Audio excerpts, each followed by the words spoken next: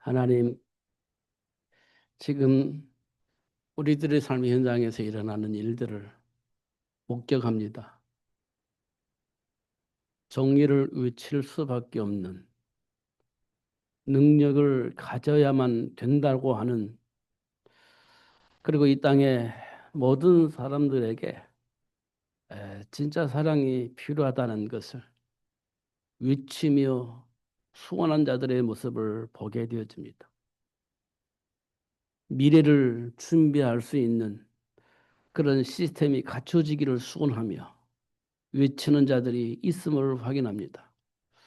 때때로는 그런 상황 속에서 왜곡되어지기도 하고 정의가 무너져 버리는 그런 상황을 만들어 버리기도 하는 그런 상황을 보기도 합니다. 그런 가운데 우리 자녀들이 아무 생각 없이 무너져 버리는, 대책이 없이 무너져 버리는 그런 현실도 보게 되어집니다. 하나님 아버지, 이런 현장을 볼 때, 이런 환경을 볼 때 하나님, 우리가 해야 할 일이 무엇인지 알게 하시고 깨닫게 해주셔서 노아처럼 방주를 준비하고 요게베처럼 모세를 준비할 수 있는, 미스바 운동을 할 수 있는 그런 축복의 비밀을 알게 해주시고 누릴 수 있도록 축복해 주옵소서. 이념에 사로잡혀서 서로 분쟁하는 그런 상황 속에 빠져 있는 이 현실 속에 하나님 신 언약 붙잡고 미래를 보고 준비할 수 있는, 최고의 복을 누릴 수 있는 그런 시스템이 될 수 있도록 준 축복하여 주옵소서. 하나님 아버지, 틀리다 맞다가 아니라 하나님 주신 언약 속에 무릎 꿇고 기도할 수 있는 그런 삶이 될 수 있도록 축복해 주옵소서. 내 안에 있는 모든 것들을 내려놓고 하나님 앞에 기도할 수 있는 삶이 될 수 있도록 역사하여 주옵소서. 오늘 그런 복을 받을 수 있는 말씀을 허락하여 주옵소서. 그 말씀 속에 답을 얻게 하시고 힘을 얻게 하시고 하나님이 주신 정체성 속에 자부심이 회복되어질 수 있는 시간 되어지게 하여 주옵소서. 예수님 이름으로 기도하옵나이다. 아멘. 어, 우리에게 진짜 중요한 것은 우리 자녀들이 어떤 생각을 가지고 어떤 준비를 하느냐입니다. 우리는 나름대로 삶의 비밀을 가지고 준비하고 있었습니다. 그런데 그 준비가 정상적이었는지 비정상적이었는지 사실은 알 수는 없었습니다. 그러나 하나님의 말씀을 통해서 볼 때 나는 나름대로 최선을 다해서 살았다고 생각을 했는데 그 최선이 정상적이었느냐라고 볼 때 왜곡되어져 있는 정상이었다. 이렇게 볼 수가 있습니다. 왜곡되어져 있는 최선이었다. 이렇게 보게 되어집니다. 정말 열심히 살았는데 잘못된 길로 가고 있습니다. 그거는요, 오히려 그냥 게으른 것보다 못하다. 이렇게 볼 수가 있습니다. 생명을 걸었는데 그 생명 안 건 것보다 못하다. 이렇게 우리가 볼 수가 있습니다. 갑자기 제가 어떤 생각이 드냐면 어떤 분이 그러더라고요. 오늘이 중요하다. 그렇게 얘기를 했습니다. 정말 오늘이 중요합니다. 근데 오늘이 왜 중요하냐? 미래가 있기 때문에 오늘이 중요한 겁니다. 미래가 없는 오늘은요, 방황입니다. 최선을 다하는 그 자체가 방황입니다. 미래가 없기 때문에 그래요. 그러나 미래가 있는 사람은요, 오늘이 아름답습니다. 왜냐? 미래를 보고 준비하는 시간이기 때문에 그렇습니다. 그래서 무슨 생각을 했냐면, 아, 지구가 내일 멸망한다 할지라도 나는 오늘 사과나무를 심겠다. 이런 말 한 사람이 있습니다. 제가 어릴 때부터 들었던 얘기입니다. 이분은 지구가 멸망한다 할지라도 미래를 준비하겠다는 말이구나. 이런 얘기입니다. 아, 사람들이 망한다고 포기했는데 아니야. 안 망해. 그렇게 생각을 했기 때문에 사고나무를 심는 거예요. 갑자기 생각이 났습니다. 그래, 맞아. 우리 인생의 미래는 뭘까? 망한가? 망할 건가? 아니면 포기해야 되나? 아니면, 에이, 모르겠다.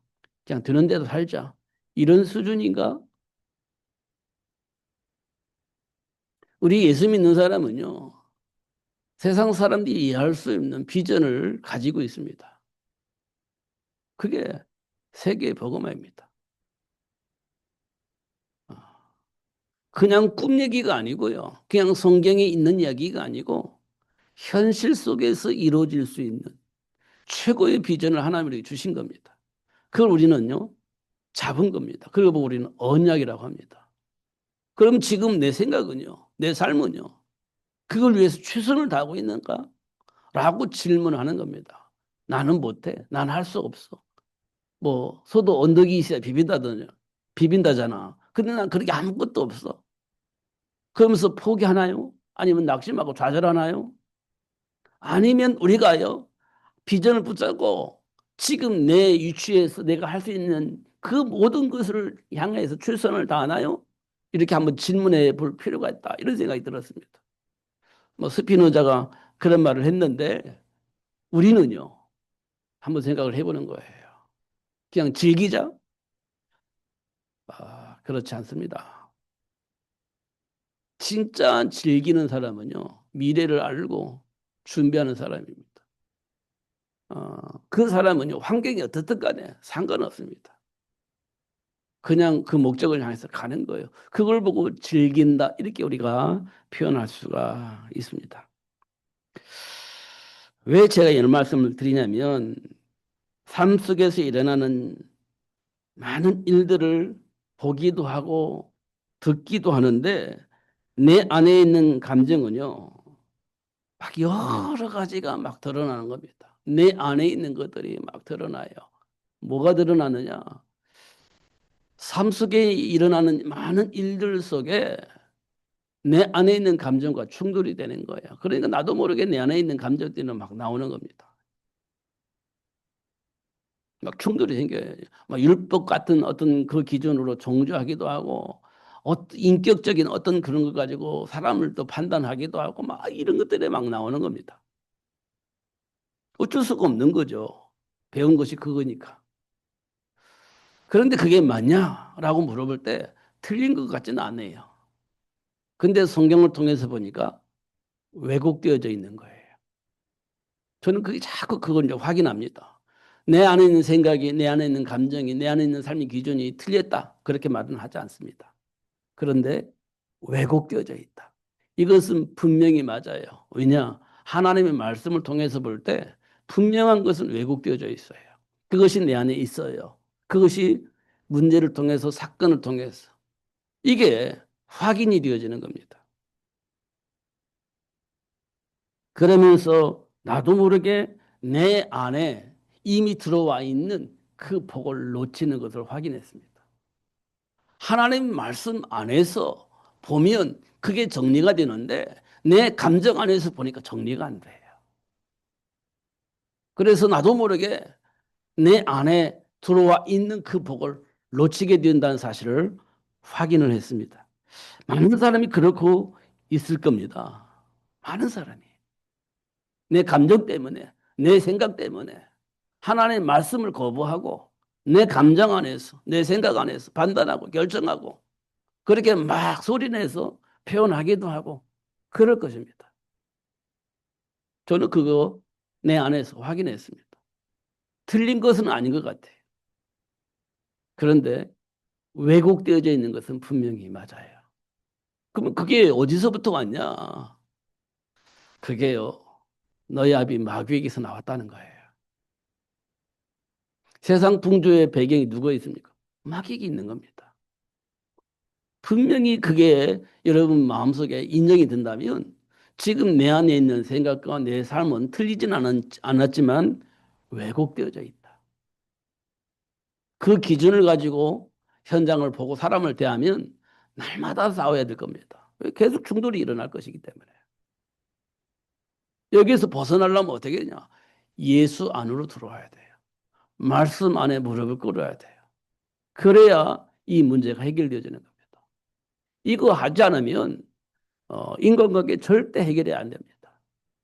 스스로가 힘들어질 겁니다. 이런 거 우리가 꼭 확인을 해야 됩니다. 하나님이 80세가 된 모세를 불러가지고 노예로 살고 있는 이스라엘 백성을 애굽의 노예에서 해방시키려고 하는데 모세는 할 수 없다고 얘기를 해요. 왜 할 수 없었냐? 할 수 없다고 말할 수 있었냐? 애굽의 왕궁에서 40년 동안 살았잖아요. 애굽의 배경을 알아요. 그런데 홀로 가서 애굽에 가서 이스라엘 백성 데리고 나올 수 있는 가능성이 있냐? 없습니다. 결코 없어요. 그래서 모세는 할 수 없다라고 얘기를 합니다. 그런데요, 하나님이 내가 너와 함께 할 거야. 그러니까 믿고 가라. 이렇게 얘기를 했습니다. 그리고 많은 기적을 보여주셨습니다. 기적을 보여줬어요. 지팡이가 살아있는 뱀이 되어지게 하기도 하고 그 살아있는 뱀이 여전히 지팡이로 변하게 되어지게 하기도 하고 어, 손을 가슴에 넣으니까 막 문둥병이 발생을 했다가 다시 집어넣으니까 건강해지게 하시는 그 하나님의 역사를 보게 하셨습니다. 그리고 내가 너와 함께 할 테니까 애굽에 가서 이스라엘 백성들을 노예에서 해방시키라 그렇게 얘기를 합니다. 근데 생각이 안 바뀌어요. 이미 각인되어 있고 그 생각은요 변하지 않습니다. 안 바뀝니다. 그걸 하나님께서 우리에게 보여주십니다. 지금 우리 안에 각인되어 있는 체질이 그럴 겁니다. 듣고도 보고도 안 믿겨지니까 생각은 안 바뀌는 겁니다. 내 안에 있는 고집 절대 꺾지 않아요. 내 생각 절대 꺾지 않아요. 내 안에 있는 고정관념 절대 꺾지 않아요. 왜 그렇습니까? 하나님의 말씀을 안 듣기 때문에 그렇습니다. 하나님의 말씀 안에 내가 무릎을 꿇어야 되는데 무릎을 안 꿇어요. 그건 뭡니까? 내가 살 길은 이거야라고 하는 고정관념이 있습니다. 내가 하고 싶은 대로 할 거야 하는 고정관념이 내 안에 있기 때문에 그래요. 절대 생각이 안 바뀌어요. 체질이 안 바뀌는 겁니다. 모세가 그랬어요. 그런데 하나님은 그런 모세를 불러다가 아, 애굽으로 보냅니다. 그리고 그 모세를 통해서 이스라엘 백성들이 출애굽을 하게 되어지는데 그냥 출애굽이 되어지게 한 게 아니에요. 애굽을 완전히 망하게 만들어 버립니다. 애굽을 완전히 망하게 만들어요. 왜냐? 이스라엘 백성도 안 보내니까. 이스라엘 백성 안 보내니까 완전히 망해 버립니다. 그래서 하나님은요 이스라엘 백성들을 출애굽을 할 수 있도록 역사하시는 것들을 확인할 수가 있습니다. 지금 하나님은 우리를 통해서 당신이 원하는 세계 복음화를 누릴 수 있도록 역사하고 있습니다. 근데 우리는 안 믿어요. 생각이 바뀌지 않습니다. 그냥 살고 살아남으려면 또 먹고 살려면 우리가 가지고 있는 삶의 기준에서 우리가 벗어날 수가 없는 겁니다. 그래서 우리는 하나님의 말씀을 듣고 아멘 하면서도 사실은 현실 속에서는 내 삶의 기준에서 절대 하나도 양보가 안 되어집니다. 그럼 어떻게 되겠습니까? 믿는 겁니까? 믿는 겁니까? 이런 질문 우리가 꼭 해야 됩니다. 내 생각과 체질을 보면서 내가 하나님 믿는 사람인가? 안 믿는 사람인가? 이런 질문이 필요하죠. 믿는 사람이라면 우리가 말씀 안에서 내 생각을 바꿔야 됩니다. 생각이 바뀌어져야 돼요. 믿는 사람이라면. 근데 안 바뀌어요. 그건 안 믿는 거죠. 이렇게 우리가 점검이 될 수가 있습니다. 중요한 것은 그럼에도 불구하고 하나님 우리를 통해서 세계를 복음화하기 위해서 역사하실 것이라는 거예요. 누구처럼? 베드로처럼. 사람 낳는 어부가 되어지도록 하나님 축복하실 거라는 겁니다. 어떻게 해요? 모르겠습니다. 어떻든 하나님 우리 생각과 삶을 바꾸시겠죠. 어떤 수단과 방법을 동원하더라도 우리 생각과 삶이 바뀌어지도록 하겠죠.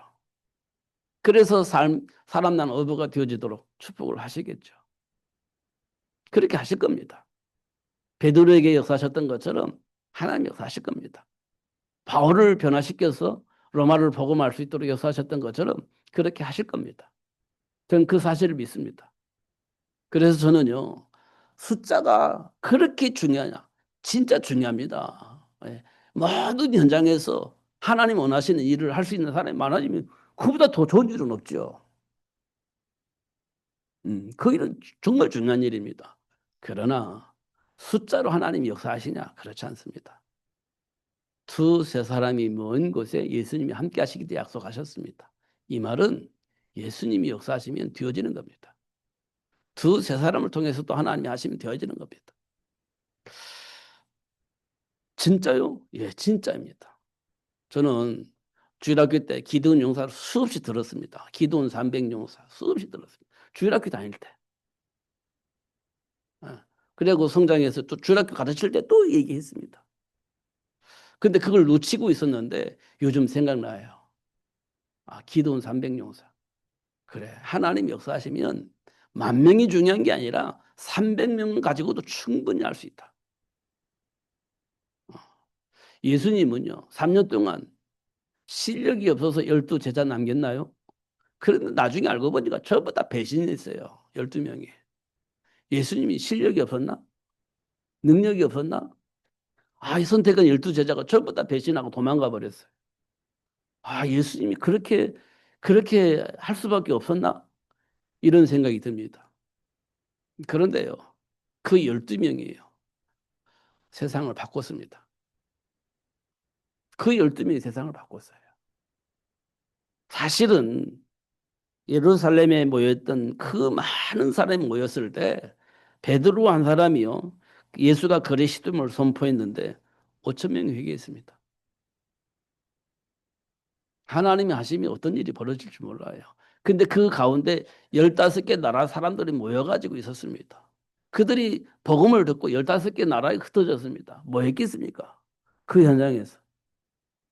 복음 말하기죠. 누리면서 하나님 주신 복음을 누리면서 그 복음을 말하는 사람으로 바뀌어졌겠죠. 그게 사도행전 2장에 예루살렘에 모여 있을 때 베드로가 한 설교 한 편으로 말미암아 15개 나라에 복음이 확산되어질 수 있는 시작이 되어질 수 있도록 역사하신 것으로 확인할 수 있습니다. 음. 그때는요, 예수 믿으면 안 되는 시대입니다. 예수 믿으면 핍박받는 시대예요. 음. 죽을 수도 있어요. 사업이 망할 수도 있고요. 직장에서 잘릴 수도 있습니다. 아무것도 할 수가 없는 상황이 될 수도 있는 상황입니다. 근데 그때 베드로가 예수가 그리스도임을 얘기한 겁니다. 근데 그때에 5천 명이 회개했다니까요. 받아들였다는 겁니다, 예수를. 사랑하는 성도 여러분, 진짜 예수님이 나와 무슨 상관이 있고 그 예수님이 나의 주인이 되어져 있는지 한 번 더 생각을 해봐야 됩니다. 그러면요, 세상 문화를 통해서 우리 안에 뿌리내려진 여러 가지 철학이나 이념들이 내 생각과 삶을 지배하고 있다는 사실을 확인할 수 있습니다. 거기서 돌아서지 못하고 있다는 사실도 확인할 수 있습니다. 그러면 안 돼요. 우리는 예수 앞에 무릎 꿇어야 됩니다. 하나님이 말씀하신 그 말씀이 나의 삶의 기준이 되어야 되고 판단의 기준이 되어야 됩니다. 그래야 내 안에서 생명이 움직이는 겁니다. 그 생명운동이 일어나는 거예요. 그래, 그때 비로소 생명운동이 일어나는 거예요. 잘했다, 못했다가 아니라 생명운동이 일어나야 돼요. 생명을 살려야 되는 겁니다. 맞다, 틀리다가 아닙니다. 생명이 살아나야 돼요. 그러면 변화가 일어납니다. 그게 어디서, 누구부터? 나부터. 시작이 되어지는 겁니다. 그래서 지금 나에게 와 있는 삶의 문제는 인간의 정체성을 알리는 축복의 통로가 되어지는 겁니다. 내가 누구인지를 확실하게 알 수 있는 축복의 통로예요. 언제 문제가. 그 문제는요, 그냥 문제가 아니에요. 위기를 가져다 주는 문제, 한계를 가져다 주는 문제. 그 문제를 통해서 내 안에 있는 속사람이 다 나오게 되어지거든요. 그때 나의 정체성이 확인이 되어지는 겁니다. 어. 그 문제가 축복의 통로예요. 내가 누구인지를 확인할 수 있는. 아브라함이요. 복의 근원으로 부름받았을 때 기근 만나잖아요. 그냥 단순한 기근이 아니에요. 위기와 한계 속에 한계를 만나게 만드는 그런 기근이었습니다. 그때 아브라함의 속사람이 다 드러나 버린 겁니다. 다 드러났지.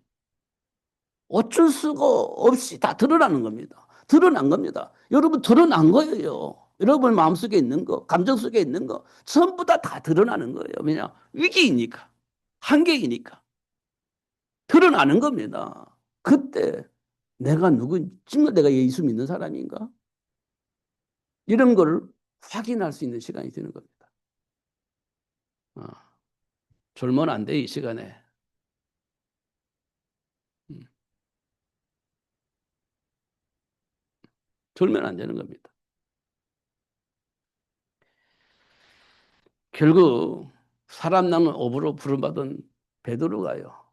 최고의 위기를 만납니다. 아, 나도 예수니까 죽을 수밖에 없는 상황이 생긴 거예요. 그럼 어떻게 해야 됩니까? 살아야지. 그럼 배신을 해야 되는 겁니다. 살아라면. 그 위기를 베드로가 만난 거예요. 그 위기 속에 베드로가 있었던 겁니다. 그때 베드로는 예수님을 알았을까요? 몰랐을까요? 이런 것도 우리가 확인을 하는 겁니다.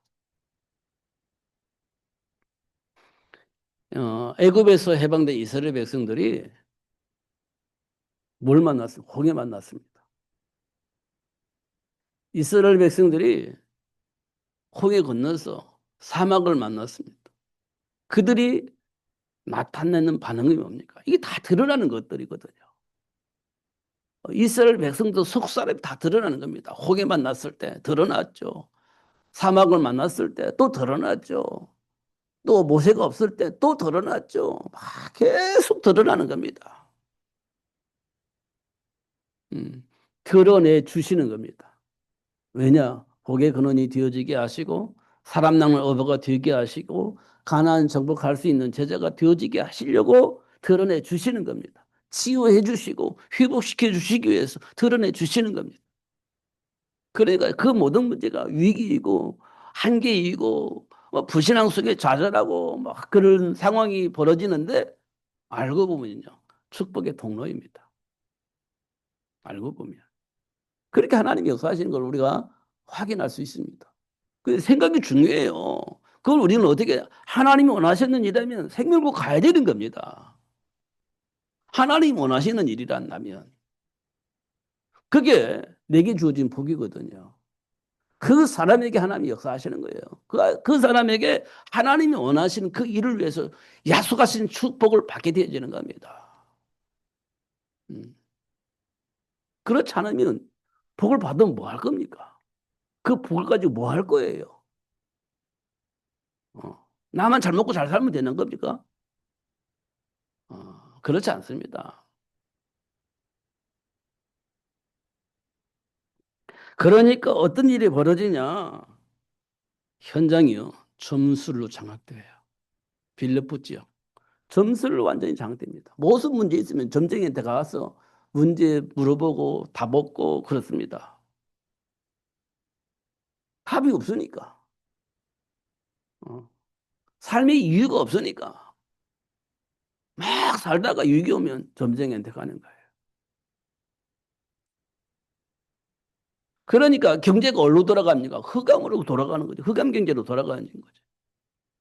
경제가 흑암으로 돌아가는 겁니다. 대사는야죠. 저자의 괴악한 자, 조폭들이 경제를 딱 장악하고 있는 겁니다. 흑암 경제. 그랜드는요, 우상숭배. 지금 이 현상이 이렇게 돌아가고 있는 겁니다. 하나님의 백성이 하나님 주신 축복을 모르니까 그냥 내 맘대로 내가 원한 대로 살다 보니까 현장은요 이렇게 장악되는 거예요. 중요한 것은 거듭남의 비밀을 모르면 이렇게 당하는 거예요. 니고데모가 그렇게 성경을 가르치는 선생인데 거듭남을 몰라. 그래서 현장은요 점술로 우상숭배로 흑암경제로 장악되어지는 겁니다. 거기서 뭐 벗어나 보려 발버둥 치지만 벗어나는 겁니다. 답이 없으니까 이런 모습들을 보게 되어집니다. 그러면서 하나님께서는 그 우리를 향해서 뭐라고 말씀하시냐? 이게 마태복음은 유대인들을 향해서 하는 메시지입니다. 뭐라고 말씀하시냐? 근데 유대인들은 바리새인으로 바뀌어버렸거든요. 바리새인으로. 그들에게 뭐라고 말하냐? 너희는 이미 세상의 소금이다. 이렇게 얘기를 하고 있습니다. 소금.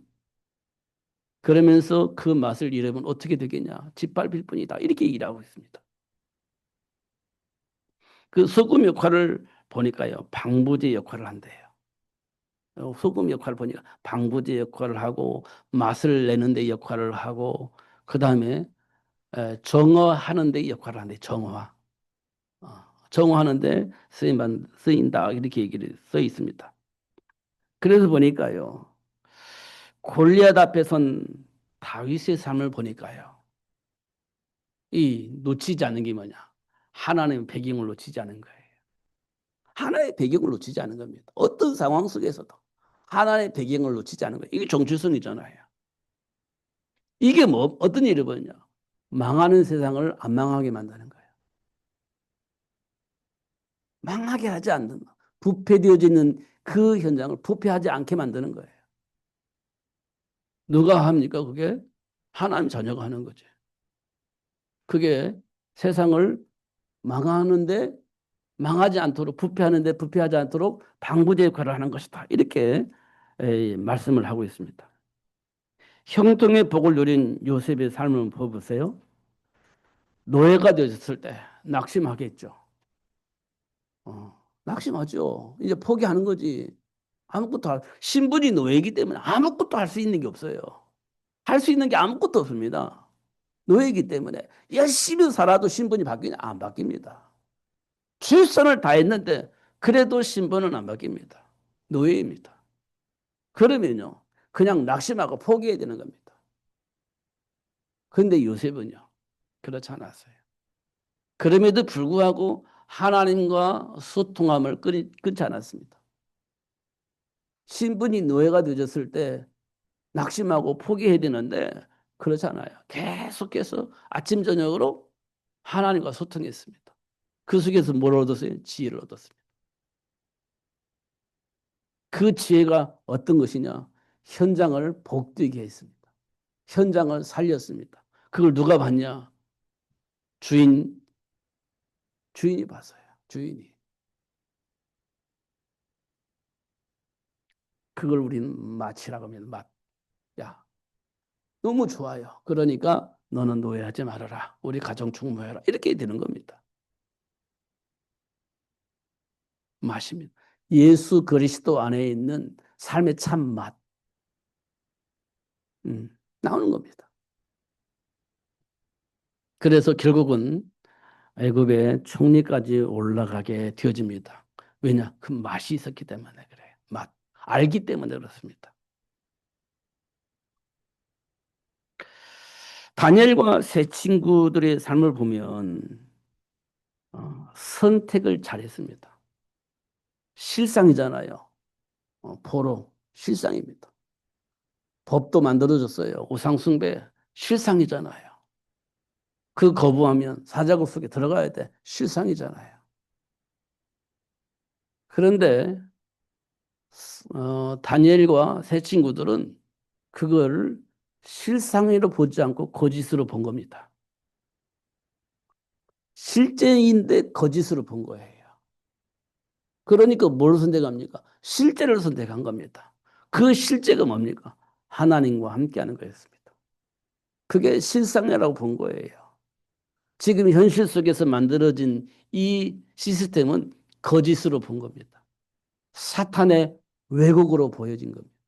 근데 그걸 선택할 수가 없어요. 그 때문에 바벨론이라는 나라에 살아계신 하나님이 전파되어지게 되집니다. 그러면서 그 법을 만든 사람은 죽었어요. 그러면서 바벨론이라는 그 왕궁의 정치 문화에 새로운 세계가 확인되어진 겁니다. 그걸 보고 정화라고 얘기합니다. 바뀌어버린 거예요. 이런 것도 우리가 확인할 수 있습니다. 우리가 그 역할을 해야 돼요. 그 맛을 잃어버리면 우리는요, 밟히는 겁니다. 지금 현실이 그렇습니다. 지금 현실에. 그러니까 우리가 조금 더 깨어 있어야 됩니다. 진짜로. 그러면서 우리에게 뭐라고 말하냐? 너희는 이미 세상의 빛이다. 이러겠습니다. 세상의 빛이다. 소금이 뿐만 아니라 빛이다. 이 말은 뭐냐? 사람을 살리는 거예요. 어둠을 물리쳐 주는 겁니다. 그 모든 현장을 보게 만드는 겁니다.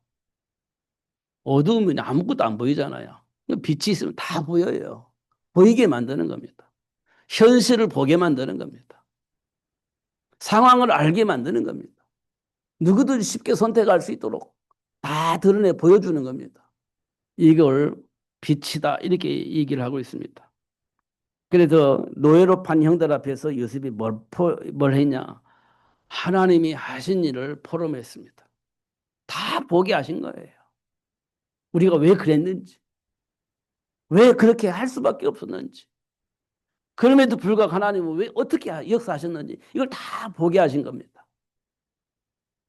자신을 노예로 판 형들에게 그 모든 걸 다 발려서 보게 하신 겁니다. 그게 포럼입니다. 형들이 그걸 보았습니다. 세상의 빛입니다.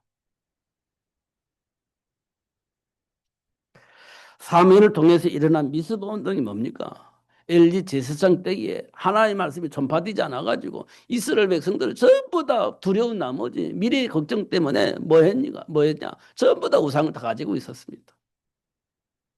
다 우상. 예배하면서 우상 가지고 있었어요. 왜? 불안하니까. 자기를 보호해야 되니까. 전부 다 우상을 가지고 있었습니다. 이때 사무엘이 등장했습니다. 하나님과 소통하면서 지금 우리 안에 있는 그 불안과 두려움, 나름대로 가지고 있는 삶의 기전, 그 모든 것들이 어디서 나왔냐? 사단에 의해서 나온 것이다. 사단의 작품이다. 이걸 다 드러내 주신 겁니다. 그리고 그 문제를 해결하기 위해서 예수님이 이 땅에 오셨다. 여자의 후손을 보내주시기도 약속하셨다. 이게 딱 선포되어졌습니다. 그럼 이스라엘 백성들이 전부 다 복음 안에서 해방되어지고 가지고 있던 우상을 전부 다 내놓았습니다. 그게 미스바 운동입니다. 세상의 빛입니다. 빛을 비추니까 다 나오는 거예요. 왜냐? 보이니까, 알게 되니까 다 나와버리는 겁니다. 바울 통해서 일어난 전도운동, 로마 복음화 이렇게 주어져 있죠. 바울이 뭐 했겠습니까? 사단의 일을 다 폭로하고 거기에 묶여있는 모든 사람의 시스템을 다 폭로하고 왜 그럴 수밖에 없는지 다 폭로하고 어쩔 수 없는 그런 상황을 다 폭로하고 그럼에도 불구하고 그러기 때문에 예수님이 이 땅에 오셔서 그 문제를 해결해 주셨다는 사실을 알려준 겁니다. 더 이상 장악되지 않고 더 이상 종로로 하지 않도록 하기 위해서 예수님이 이 땅에 오신 이유를 설명해 준 겁니다. 그들이 다 깨닫고 돌아선 겁니다. 그리고 로마가 복음화 됐죠. 그 한순간 됐냐? 그렇지 않습니다. 결코 그렇지 않아요. 250년 걸렸습니다.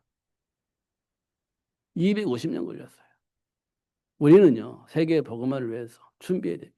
몇 년 걸리겠습니까? 몰라요. 하나님 시간표 있습니다. 그럼에도 불구하고 우리는 해야 되는 겁니다. 그럼에도 불구하고.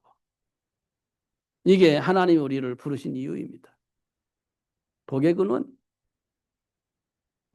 지금 당장 복을 받아 누리면 좋겠죠. 근데 그 기간이 언제일지 몰라요. 그럼에도 불구하고 우리 이삭을 준비해야 됩니다. 어.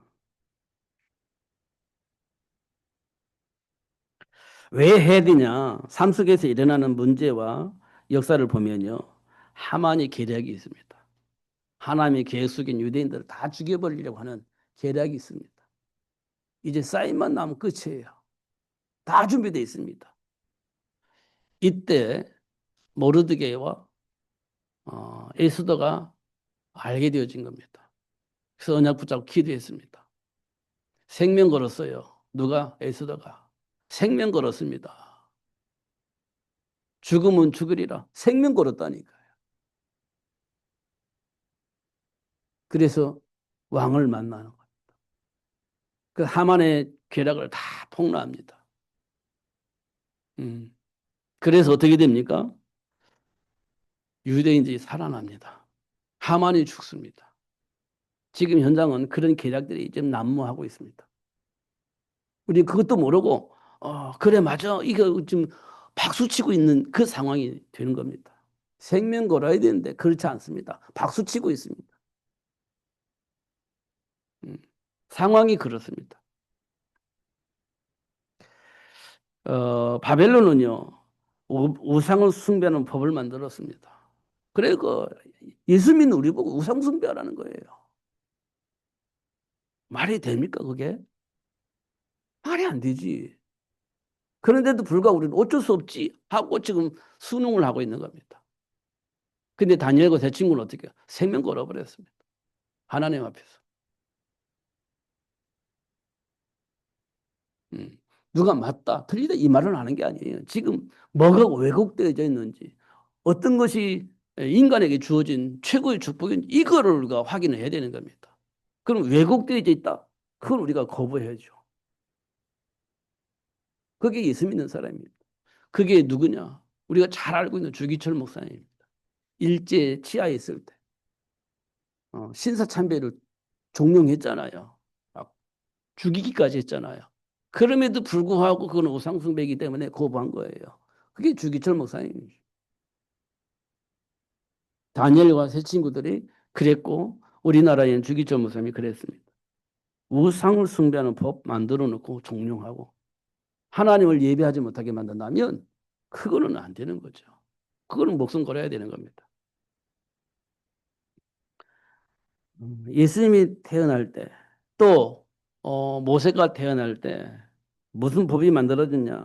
남아 생육을 금지하는 법을 만들었습니다. 남자가 태어나면 안 돼. 죽여. 이렇게 된 겁니다. 남자가 태어나면 안 돼. 죽여. 이 법이 만들어지는 겁니다. 세상에. 예수님 태어날 때도 그랬고, 모세가 태어날 때도 그랬고, 그랬습니다. 왜 그렇습니까? 하나님 나라가 회복되면 안 돼. 그 누가 그 짓을 했겠습니까? 사단이. 누구를 통해서? 정사와 권세자를 통해서. 그 짓을 하는 겁니다. 우리 그것도 모르고 그냥 맞아 박수 쳐. 음, 내 생각이 맞으면 박수 치고 내 생각이 틀리면 막 맞아도 틀린 거고 이렇게 되어지는 세상이 지금 우리가 아, 그런 세상 속에 살고 있습니다. 얼마나 혼돈합니까? 이런 세상 속에 우리가 살고 있는 겁니다. 그럼에도 불구하고 에스더 모르기를 통해서 다니엘과 세 친구를 통해서 그럼에도 불구하고 출생 모세를 통해서 출애굽도 일어나고 노예 포로에서 해방도 되어지기도 하고 그렇게 되어지게 하시는 하나님 역사를 보게 되어집니다. 결국은 그리스도 안에서 되어지는 겁니다. 사도 바울이 이걸 너무너무 잘 표현했어요. 내게 능력 주시는 자 안에서 내가 모든 것을 할 수 있다. 이렇게 표현되어 줬거든요. 이게 정말 중요한 메시지예요. 음. 그러니까 소금이 되어지고 빛의 역할을 하는 거예요. 이걸 모르면요. 소금 역할을 못합니다. 빛의 역할을 못해요. 이걸 알아야 비로소 소금으로서 짠맛을 내고 부패를 방지하고 더러워진 이 세상을 정화하게 되어지는 그런 복을 누릴 수 있게 되어지는 겁니다. 그래서 어떻게 해요? 우리는 미래 준비해야 됩니다. 그게 하나님 우리에게 주신 생육의 복입니다. 미래 준비해야 돼요. 요셉이 모세를 준비하듯이 한나가 사무엘을 준비하듯이 로마 복음화를 위해서 바울이 회당 운동을 했듯이 이거 우리 해야 되는 겁니다. 이게 미래 준비입니다. 그럼 어떤 일이 벌어지냐? 모든 민족이 살아나고 온 천지 모든 사람들이 복을 받게 되었죠. 그렇게 되어집니다. 결국 예수님께서 말씀하신 대로 땅 끝까지 예수가 그리스도임이 증거되어지는 복이 오게 되어집니다. 음. 이렇게 하나님 우리를 이끌어 가고 계세요. 그러면서 하나님이 원하는 우리를 불러서 우리를 향해서 뭐라고 말하냐? 너희는 이 땅의 소금이다. 너는 이 땅의 빛이다. 이렇게 말씀을 하고 있습니다. 다시 한번 여러분이 생각을 많이 해야 됩니다. 여러분 안에 각인되어 있는 것, 체질되어져 있는 것, 이거 많이 점검을 해야 됩니다. 그게 현실이지만 그게 왜곡된 현실이에요. 진짜 현실이 뭐냐? 하나님의 배경 속에서 생각하는 겁니다. 그게 진짜 현실입니다. 다시 한번 여러분 마음속에 있는 것들을 끄집어내서 점검을 해보시기 바랍니다. 그러면 분명히 답이 나오게 될 겁니다. 그럼 여러분요, 그 답을 선택하시면 돼요. 그 답 안에 준비된 복을 누리시면 되는 겁니다. 쉽죠? 하나님이 그렇게 하실 겁니다. 놓치지 마시고요. 누리시는 여러분 되시기를 예수님 이름 축복합니다. 기도하겠습니다. 하나님 아버지 감사합니다. 오늘 또 최고의 복을 알게 하시고 누릴 수 있도록 역사해 주심을 감사합니다. 다시 한번 점검할 수 있는 기회가 우리에게 주어진다면 점검이 되어지게 하여 주시고 하나님의 말씀 안에 무릎 꿇을 수 있을 만큼 은혜의 은혜를 더하여 주시옵소서. 선택할 수 있는 믿음의 믿음을 더하여 주시되 성령의 인도하신 따라 따라갈 수 있을 만큼 충만케 하여 주옵소서. 예수님 이름으로 기도하옵나이다. 아멘.